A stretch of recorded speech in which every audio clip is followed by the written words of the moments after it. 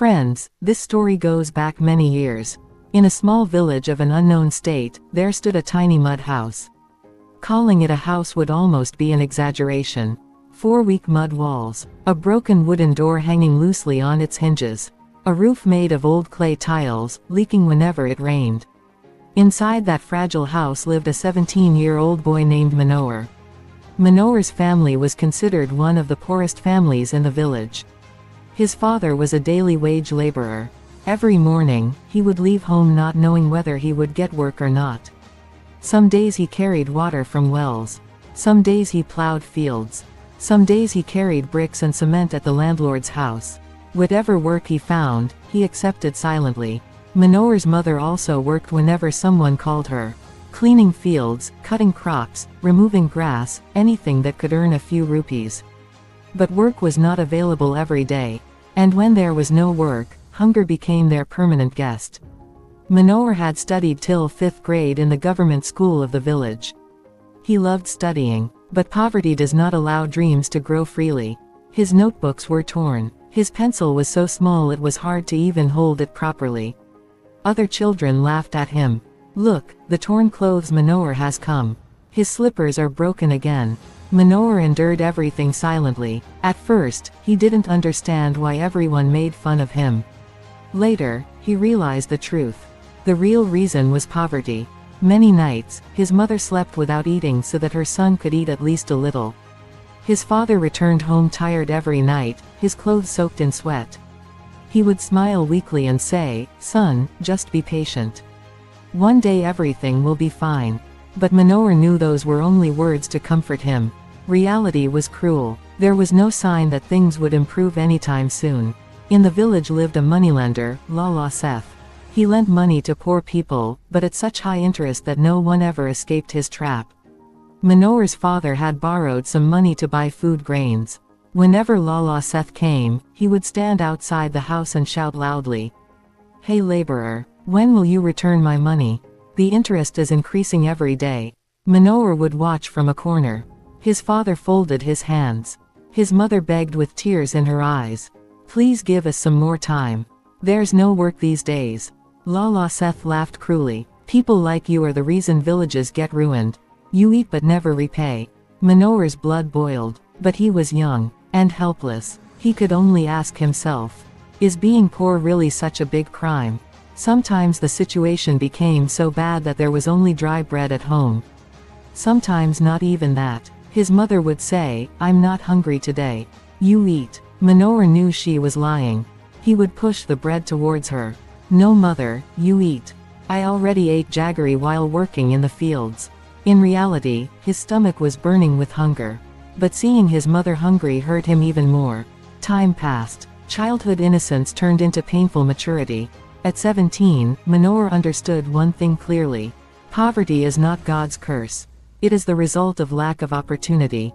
He started doing every small job he could find. Cleaning fields, fetching wood, running errands. He never refused work, no matter how small. Yet, deep inside, his heart cried. When he saw other boys wearing good clothes, eating full meals, going to school, his eyes filled with tears. And inside him, a dream was born. One day, I will pull my parents out of this poverty. But how? His pockets were always empty. His dreams were always big. One day, Lala Seth came again and kicked the door. "Where is my money?" That day, something changed inside Manohar. He realized something painful. In this world, poverty is treated like a crime. A few days later, Manohar was returning home after earning some money. At a village crossing, an old man stopped him. "Son, wait." The old man held out a 5-rupee note. "You dropped this." Manohar checked his pocket. That was all the money he had. He said, "Uncle, you could have kept it." The old man smiled. "If I kept it, what would change? But this money can feed your family for a day." Manohar's eyes filled with tears. The old man placed a hand on his shoulder. "You are very young, yet you think about your family." The next day, they met again.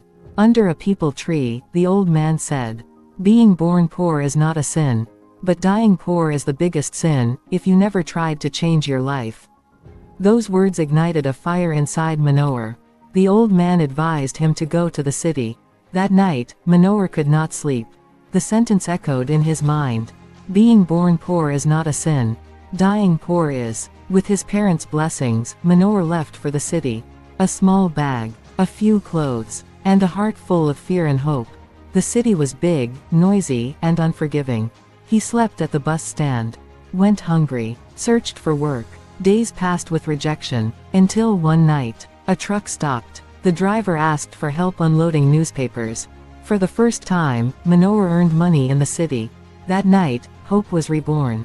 He started selling newspapers. One honest act caught the attention of a customer. "You were honest," the man said. And those words became Manohar's identity. One day, he saw a man ironing clothes by the roadside. A thought struck him. This work will always exist. He saved money, bought an old coal iron, set up a small ironing spot under a neem tree. At first, only 3 clothes. Earnings, 4 rupees. But his heart was full. "This is my work," he said proudly. Mistakes happened. A shirt got burned. Customers scolded him, but he never gave up. He learned, improved, trusted honesty. People started trusting him. Years passed. Work increased. Helpers joined. A shop was rented, then bought. Hotel contracts came. Manohar paid off his father's debt. Built a permanent house in his village.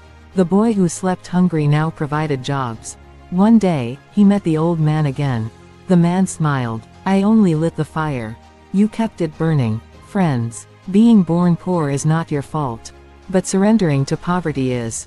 Manohar proved that hard work, honesty, and persistence can turn destiny around. If this story touched your heart, like the video, subscribe to the channel, and comment. I will not die poor. I will change my destiny.